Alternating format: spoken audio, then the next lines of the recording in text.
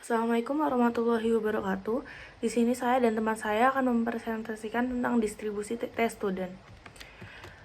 Untuk pengertiannya, distribusi tes student adalah distribusi probabilitas yang digunakan untuk mengestimasi parameter populasi normal ketika ukuran sampel kecil n kurang dari 30 dan varians populasi tidak diketahui.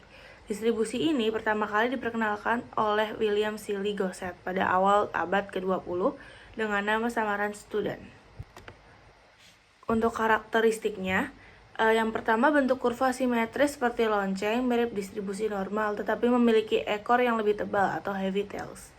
Parameter utamanya, derajat kebebasan, degrees of freedom, atau ada di F juga, dihitung sebagai n-1. Semakin besar di F, distribusi tes student semakin mendekati distribusi normal standar. Luas total area di bawah kurva sama dengan 1. Dan rata-rata distribusi sama dengan 0. Distribusi tes student digunakan jika yang pertama, ukuran sampel kecil n kurang dari 30. Yang kedua, varians populasi tidak diketahui. Yang ketiga, data berasal dari populasi yang berdistribusi normal atau mendekati normal. Selanjutnya ada fungsi dan penggunaan distribusi tes student. Yang pertama, menguji hipotesis tentang rata-rata populasi. Yang kedua, membandingkan dua rata-rata uji T2 sampel. Yang ketiga, menentukan interval kepercayaan atau coefficient interval untuk rata-rata populasi. Yang terakhir ada validasi model statistik dan deteksi anomali dalam data kecil, khususnya di bidang informatika dan machine learning.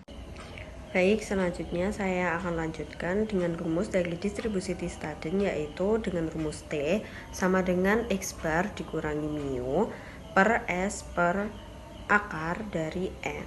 Nah, X bar itu adalah rata-rata sampel, dengan mu itu adalah rata-rata populasi, standar deviasi disimbolkan dengan S, dan juga N yaitu banyak sampel.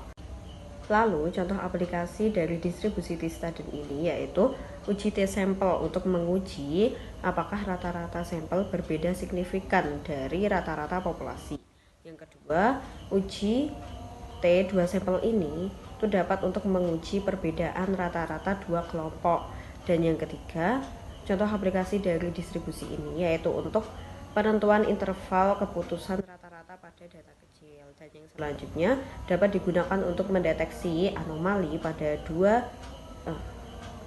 anomali pada data jaringan komputer dan validasi model machine learning berbasis data kecil. Nah, selanjutnya kita masuk ke contoh soal.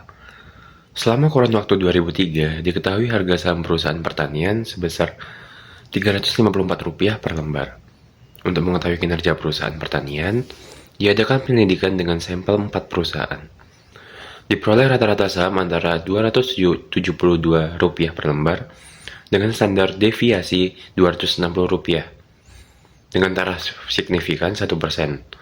Apakah harga saham tersebut mengalami penurunan? Dari soal tersebut kita masukkan perkiraan awal harga saham di atas 354 dan ditanyakan apakah turun kurang dari 354. Kemudian kita masukkan V sama dengan N kurang 1 sama dengan 3 diperoleh dengan T sama dengan 4,541. Habis itu kita masukkan ke distribusi T, yang dimana rumusnya T sama dengan nilai rata-rata sampel dikurangi dengan nilai rata-rata populasi per standar deviasi sampel per akar dari banyaknya sampel. Sehingga didapatkan T 272 dikurang 354 per 260 per akar 4, yang dimana hasilnya yaitu minus 0,63.